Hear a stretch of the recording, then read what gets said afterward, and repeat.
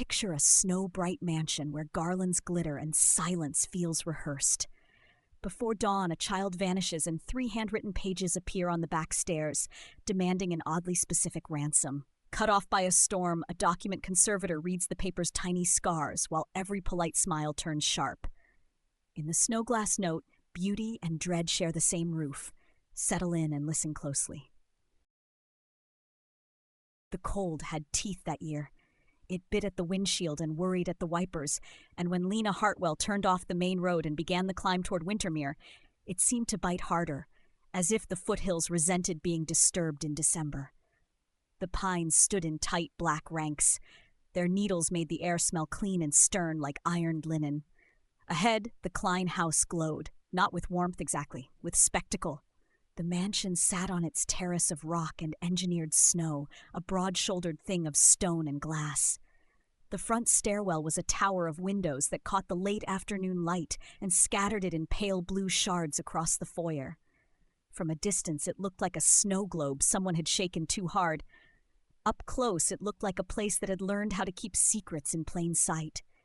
Inside, heat wrapped around Lena like a blanket left too near a fire.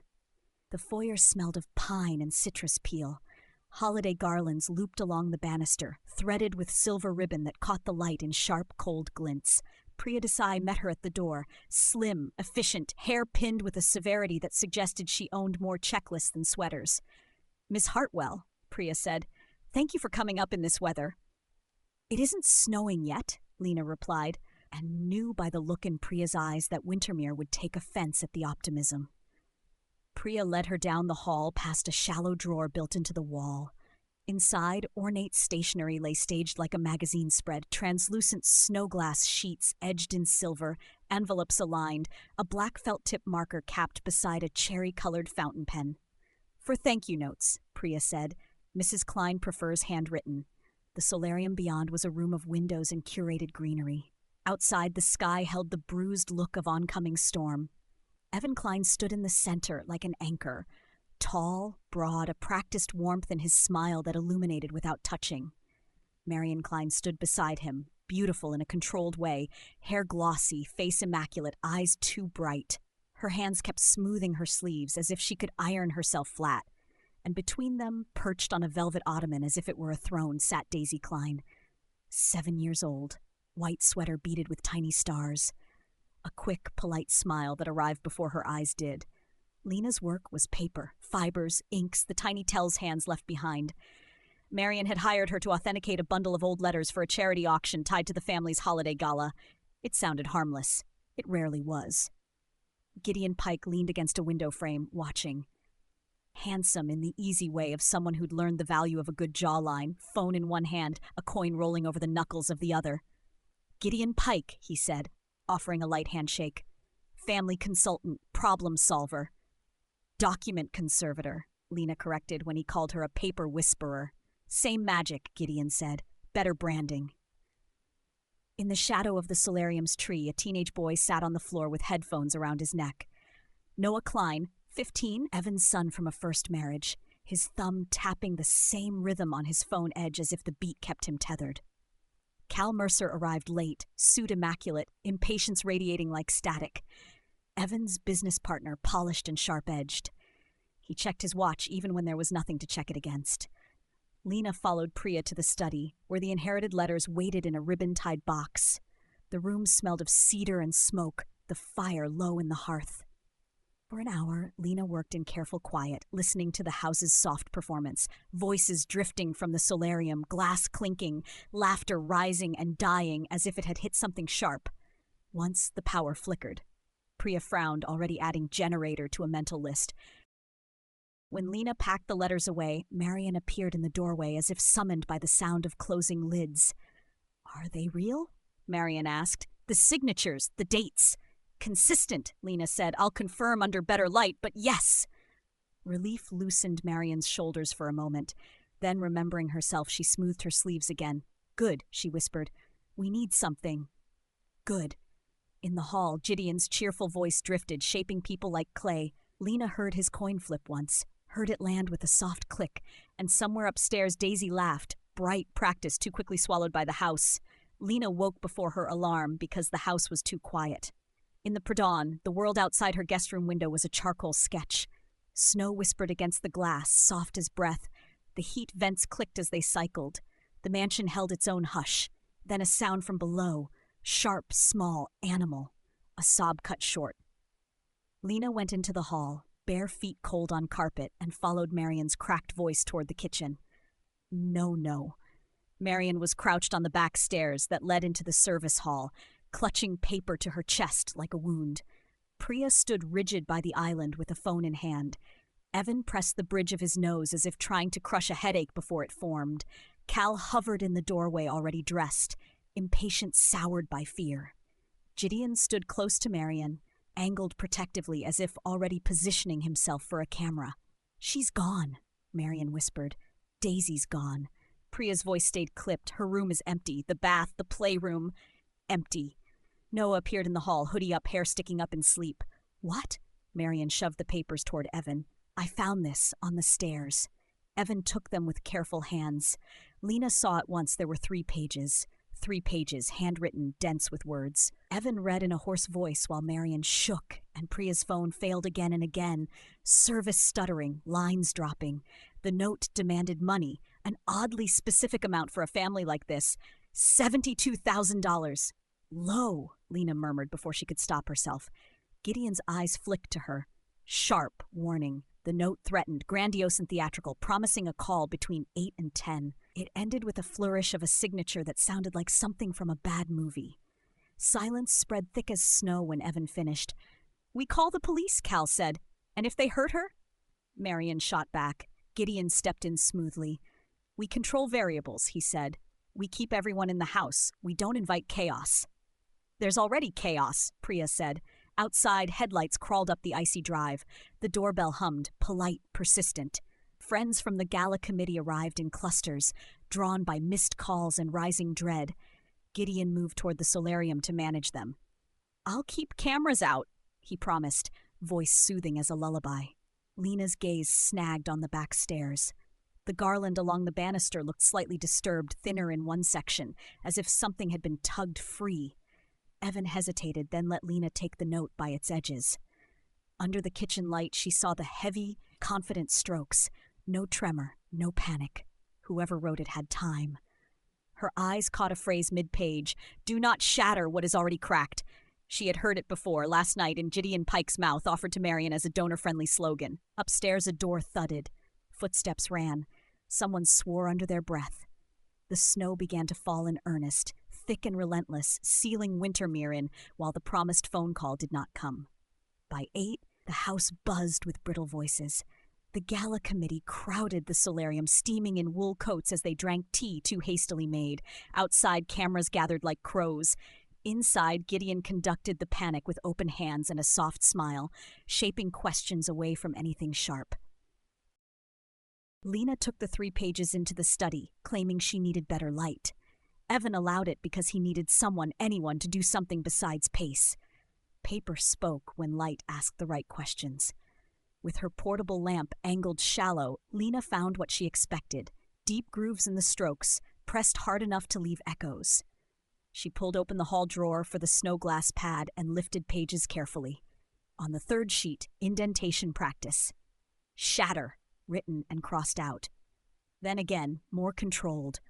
"Do not shatter what is already cracked." Her skin prickled. Whoever had written the ransom note had done so on this pad, inside the house. Priya appeared in the doorway, eyes sharp. "Mr. Kline wants to know if you found anything."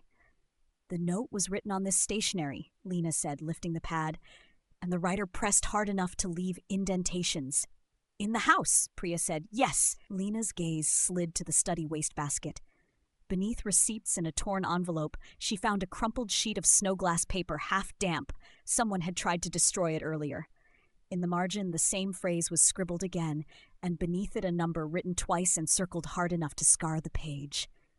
72,000. Gideon appeared in the doorway as if summoned by his own name, coin rolling over his knuckles.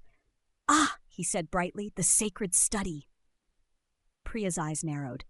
"You came back after midnight," she said. "I heard the side door." Gideon's coin stilled for half a beat, then resumed. Forgot my charger, he said smoothly. Sorry.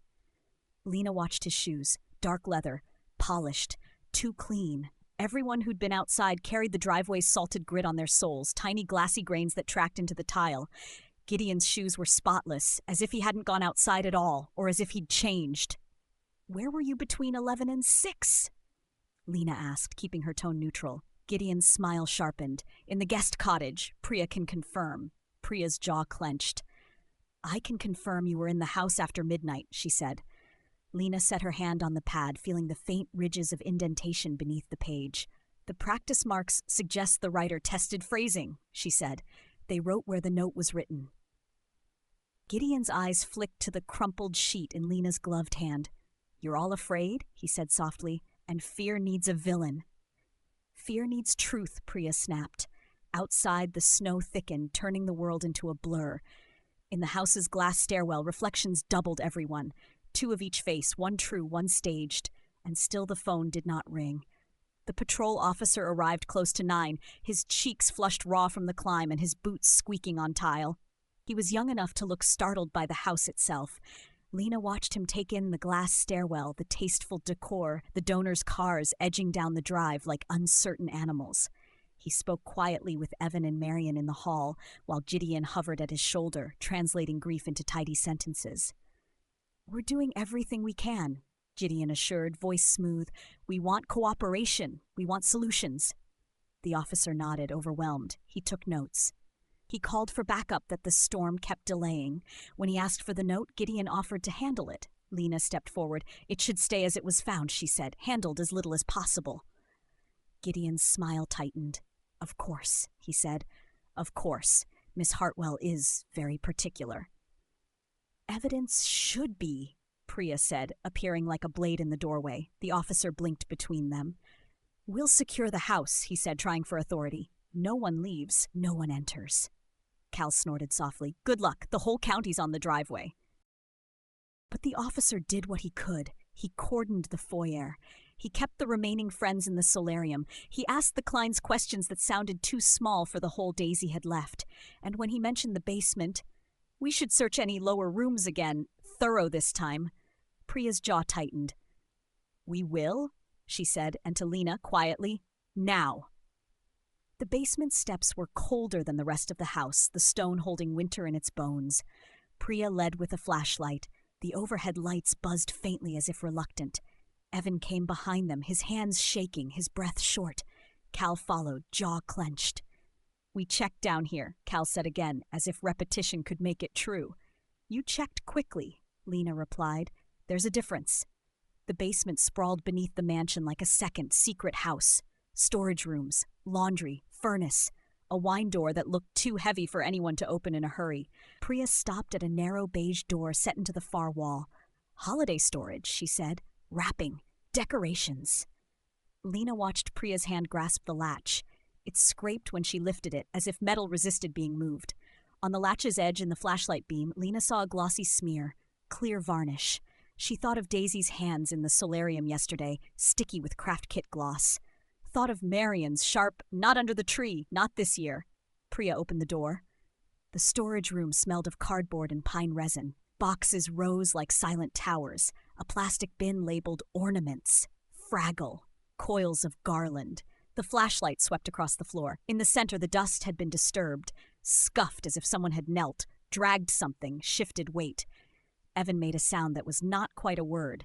Lena's light caught a thin, torn strip of silver ribbon on the concrete.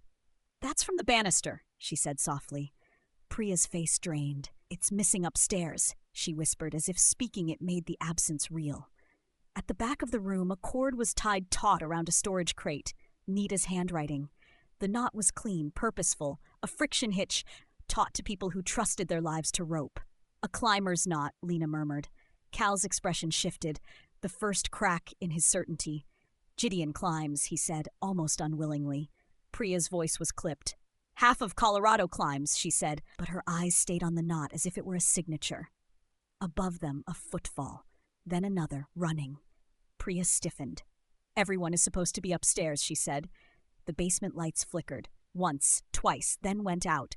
Darkness slammed down, thick and sudden. Marion's scream tore through the floorboards above them, raw and animal. Priya's flashlight snapped on, beam swinging wildly. "Generator," she hissed. "It tripped." "Can you fix it?" Cal demanded. Priya's laugh was harsh. "Yes. The question is why it happened now." Lena's pulse steadied into cold focus. "Someone is using the blackout," she said. "To do what?" Evan whispered. "To clean up," Lena replied, thinking of the crumpled sheet in the wastebasket and the indentations on the pad, paper that could be turned into pulp in a sink. Priya moved fast, leading them out of the storage room. The flashlight's beam cut a narrow tunnel through the basement's stale air. At the bottom of the stairs, Priya paused, listening to the muffled chaos above. "Stay," she ordered, then disappeared up the steps with a speed that looked like rage. Lena stood in the basement corridor, the house's mechanical hum muted by the outage, and understood the shape of it. The note had been written to delay, the blackout triggered to erase, the performance maintained while the storm kept help away. When the lights sputtered back to life minutes later, Priya returned, breathing hard, eyes bright. "Someone tried to burn paper in the kitchen sink," she said. "Snowglass paper." Evan swayed. "The note?" Priya shook her head. "A draft. Gideon was there. He said he was helping Marion." Lena's stomach tightened, not with surprise but with confirmation, because stories once staged required constant tending. By noon, the storm had thickened into a white wall. The steep drive was a slick ribbon. A second police car spun out halfway and stopped, hazards blinking like a distress signal. Inside, the house felt smaller with every hour. Gideon kept moving, through the solarium, through the hall, through the kitchen, touching shoulders, smoothing voices, offering words that sounded like care and felt like control. Marion sat on the solarium couch with a blanket over her shoulders, eyes unfocused, hands finally still because she had nothing left to smooth. When the patrol officer stepped outside to speak with arriving backup over a crackling radio, Gideon drifted toward the console drawer in the hall. Lena saw his hands slip in. A small motion, a practiced theft. He withdrew with something folded, tucked neatly into his pocket. Then he turned, smile ready for anyone watching. Lena moved only when he was gone, opening the drawer. The snowglass pad sat aligned, except one page had a cleanly torn corner missing. Near the drawer, stacks of glossy charity programs waited for donors who would now never arrive. One booklet sat slightly apart, its spine creased. Lena lifted it. It felt too heavy for paper. She opened it and found the hollowed cavity cut into the pages like a private pocket. Inside lay a cheap black phone, a burner. She carried it to Priya's office, closing the door behind them. Priya's eyes widened. "Where did you find that?" "In the hall," Lena said, "near the drawer." Priya's expression went hard. "He drafted those programs," she whispered. "He insisted donors loved artifacts. Artifacts. Props." Priya unwrapped the damp bundle she'd rescued from the sink. The ink had bled, but the circled figure was still visible. 72,000. "Why that number?" Lena asked softly. Priya crossed to a shelf of folders labeled in neat block letters. She pulled one marked consultant, flipped until she found it. Pike Crisis Solutions. Emergency Reputation Management. 71,850. Rounded. Lena felt the room tilt slightly. "It's his invoice," she said. Priya's jaw clenched. "He's been billing them for months. Extra hours. Extra emergency packages. I questioned it once. Evan told me to let Gideon handle it." Evan's silence had teeth of its own. Priya's phone stuttered with a weak text from Cal. "In study. Argument." They reached the study door in time to hear Cal's voice, sharp as flint. 72,000, Cal said. "That's what the note asks for. That's what you billed. You want to explain that coincidence?" Gideon's laugh, too light. "Coincidence. People choose round numbers." "It isn't round," Cal snapped. "It's yours." Lena pushed the door open. Cal stood near Evan's desk, fists clenched. Evan sat behind it, eyes bloodshot, hand hovering near the bridge of his nose as if the gesture might hold him together. Gideon leaned by the shelves, coin rolling, smile composed. Priya held up the hollowed program. "We found this," she said, "in the hall." For the first time, Gideon's smile faltered. "It's a donor packet," he said. "It's a burner phone," Lena replied. Gideon's coin slowed. "You're making leaps." "You wrote the note on the house stationery," Lena said, voice controlled. "You practiced the phrasing. You demanded your own invoice amount, and you hit a phone in a program you designed." Evan's head snapped up. "What are you saying?" Lena did not raise her voice. Panic helped liars. I'm saying the note wasn't written by a stranger, she said. It was written by someone in this house. Cal's eyes were hard. It was him, he said flatly. It has to be. Gideon's smile widened, too bright. This is hysterical, he said. You're all afraid, and you need a villain. Evan's voice was ragged. Why would you? Because I was helping you, Gideon cut in smoothly. And now you're turning on me because your perfect life cracked. Evan stared at him for a long beat, then said quietly, You called the basement storage door the wreath room. The words dropped into the study like a knife. Gideon went still. Priya's eyes narrowed. That's what Marion calls it, she said. No one else does. Cal's voice lowered. You've been down there. Gideon's coin slipped from his fingers and clattered to the floor. The sound was small, but it rang. In the hall outside the study, Noah appeared, face pale under his hoodie. His thumb was not tapping now. I saw him, Noah said, voice thin. Last night. Evan's head jerked. What? Noah swallowed hard. I was in the train room. I couldn't sleep. I heard the side door. I looked down the hall and... He stared at Gideon. You were on the stairs, the back stairs. You had... His gaze flicked toward the floor where the coin lay. Something shining in your hand. Gideon's lips parted. No words came out that were believable. Marion's voice drifted from the solarium, fragile and distant. Daisy practiced my letters. She was murmuring to the patrol officer. We did loops and crosses together. That's why it looks like me. It's not. God, it's not. The red herring collapsed under its own grief. Lena looked at Gideon and felt the last piece click into place. He had been near the back stairs when the note appeared. He had the phrase, he had the amount, he had the props, and he had been tending the story like a garden. The only question left was what had happened when the story met a living child. It was not the coin dropping that changed everything. It was the way Gideon's eyes went for a brief instant to the window, as if measuring distance, calculating exits. Lena had seen that look before, in people caught by evidence, in people who had rehearsed lies and were now improvising. Don't, Priya said, stepping toward the door, blocking it with her body. Gideon lifted his hands. No one is going anywhere, he said lightly. We're adults. Let's not do something we can't take back. Cal barked a bitter laugh. Says the man who wrote a ransom note in our house. Gideon's gaze slid to Lena. You don't know that, he said. You have theories. You have paper. Paper is enough, Lena replied. She set the snowglass pad on the desk as if laying a body of proof between them. The indentations matched the phrase in the note, your phrase. Gideon's jaw tightened. Lena continued, voice steady. The demanded amount matches your invoice, not Evan's merger stress, not Marion's bank transfers, yours. Coincidence, Gideon said. The knot in the basement is a climber's hitch, Lena added. And Noah saw you on the back stairs after midnight. Gideon's smile thinned. You're all afraid, he said again, but the line sounded practiced now. Another script. Evan's voice cracked. Why? He demanded. Gideon, why would you do this to us? Gideon's expression softened for a second, as if remorse might serve him. Then it hardened, and Lena understood. He did not feel sorry. He felt cornered. Because you were going to ruin yourselves anyway, he said quietly. Cal stared. What does that mean? The audit, Gideon said, as if naming weather. The merger scrutiny, the reporters sniffing around your cracks. Do you know what they do to stories like this? They chew them, they sell them, they make money out of your child's face. Marion's distant sob rose from the solarium like a haunting. Gideon's voice dropped, urgent now. I was building walls, he said, and then you started asking questions about invoices, about hours, about value. I he swallowed. I needed a clean exit. Lena's stomach tightened. A payout, she said.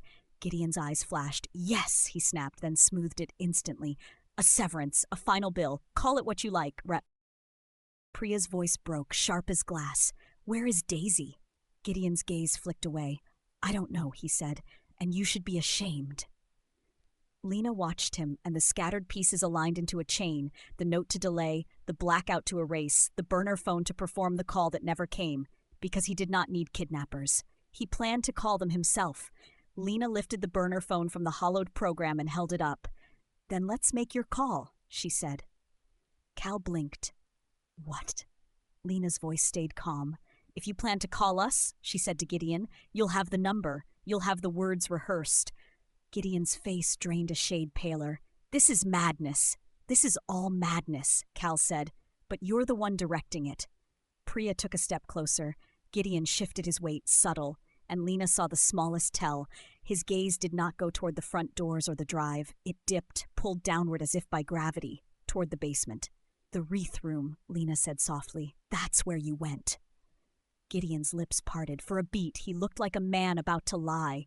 Then he moved, fast. He lunged for the door. Priya braced her shoulder into it. Cal grabbed Gideon's arm. Gideon twisted, desperation lending him strength. The room became breath and struggle and the scrape of shoes on hardwood. The burner phone slid from Lena's hand and hit the desk with a dull thud. Its screen lit briefly, a cold blue square in the warm wood room. "Let me go," Gideon hissed, voice hoarse. "You don't understand." "I understand enough," Cal growled, tightening his grip. Gideon's eyes were wet, not with remorse, but with fury. "It wasn't supposed to be," he began, then stopped, swallowing hard. In the hall, Marion's wail rose, raw, sensing truth before it reached her. Gideon jerked again, and the words burst out of him like a slip on ice. "She's in the wreath room. She's—" He clamped his mouth shut as if he could swallow the confession back down. Silence snapped tight in the study. Priya's hand flew to her mouth. Evan made a sound like a wounded animal. Lena's voice was very quiet. "Go," she said. Priya bolted first. Evan stumbled after her. Cal held Gideon for a heartbeat longer, then shoved him back against the wall as the patrol officer appeared in the doorway, startled by the commotion. "Basement," Cal said, voice sharp. "Now." The basement air tasted of dust and pine storage. Priya took the steps 2 at a time, flashlight shaking in her fist. Evan followed like a man pulled by a cord, breath wreathed, hands reaching for a child who was not there to take them. At the beige door, Priya's fingers fumbled with the latch. The glossy varnish smear gleamed briefly in the beam, a cruel little signature. The door opened. The storage room's boxes rose like silent witnesses, the disturbed dust. The torn silver ribbon. The climbers knot taut on the crate as if the room itself had been bound, and in the space between the stacked bins, behind a row of garland coils, something small and still lay wrapped in a blanket. Evan made a sound that was not a word, and the world seemed to narrow to that single shape. Lena arrived seconds later with the patrol officer, and she did what she always did when the truth was too heavy for one person alone. She noticed details so others could survive the feeling. Daisy's craft kit was tipped on its side nearby, tiny bottles of glitter and a clear coat, one uncapped.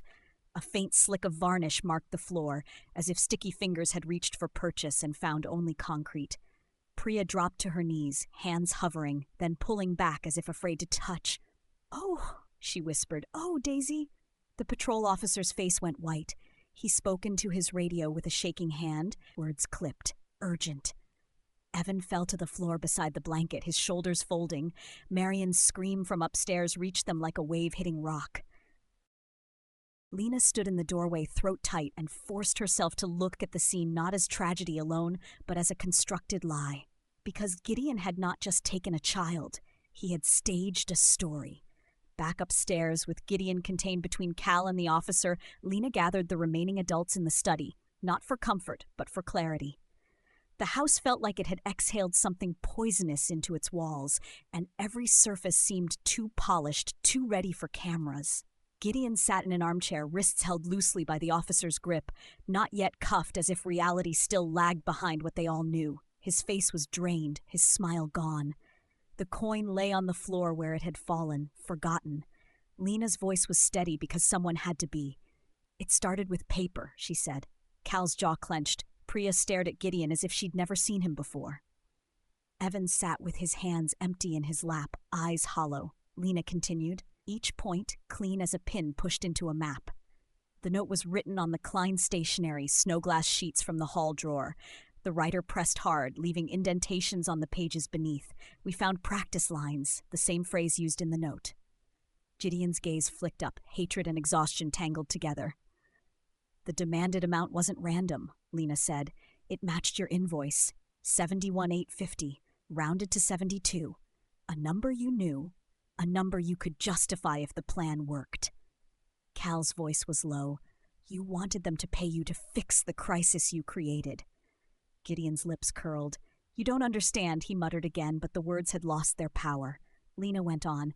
You planted props. The torn silver ribbon in the basement was taken from the staircase garland. The knot tied on the cord was a climber's hitch. Clean, practiced. A signature for someone who wanted the world to picture an intruder with special skill. And you tried to leave no trail, Lena added. You changed your shoes. Everyone tracked the driveway grid inside, except you.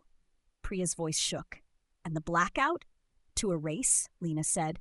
You tripped the generator to give yourself cover to destroy drafts, to move things, to keep control.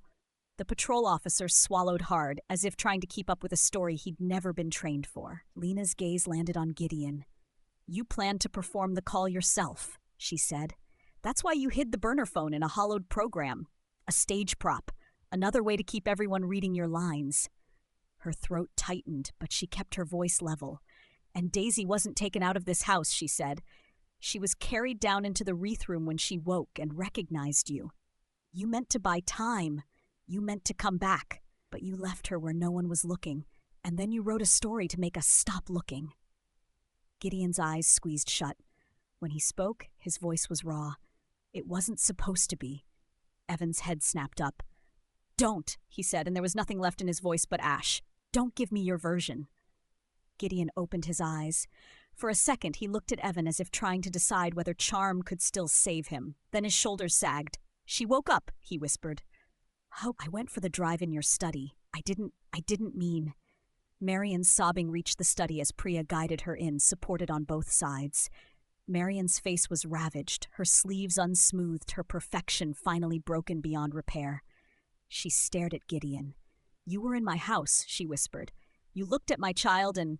Gideon flinched as if her words were physical blows. I'm sorry, he said, but it sounded like something he'd practiced and never believed. The patrol officer's hands tightened. At last, he pulled cuffs from his belt, the metal glinting under the study lamp. The click was small, final. Outside, sirens finally climbed the hill, late, muffled by snow, but real. The house, for all its glass and stone, seemed to tremble as reality pressed in. Hours later, when the storm eased and the sky lightened into a bruised dawn, Lena stood alone in the study. The heirloom letters sat in their ribbon-tied box on Evan's desk, untouched since yesterday. Lives, too, could be tied up and displayed. Stories could be authenticated, framed, auctioned. On the floor, the forgotten coin still lay where it had fallen. Small, ordinary, metallic. Not a villain's talisman, just pocket change. Lena picked it up carefully and held it to the light. On one side, it caught the dawn in a pale sheen. On the other, it was dull, worn down by use. She set it on the desk beside the Snowglass pad and closed the drawer in the hall as she left, pushing the stationery back into darkness. In the glass stairwell, her reflection moved with her, twice, then 3 times, layered in blue shadow. For a moment, she thought of the line on the note, the one Gideon had offered so casually as a slogan, "Do not shatter what is already cracked." Some things she understood didn't need shattering. They only needed one careful hand to press too hard.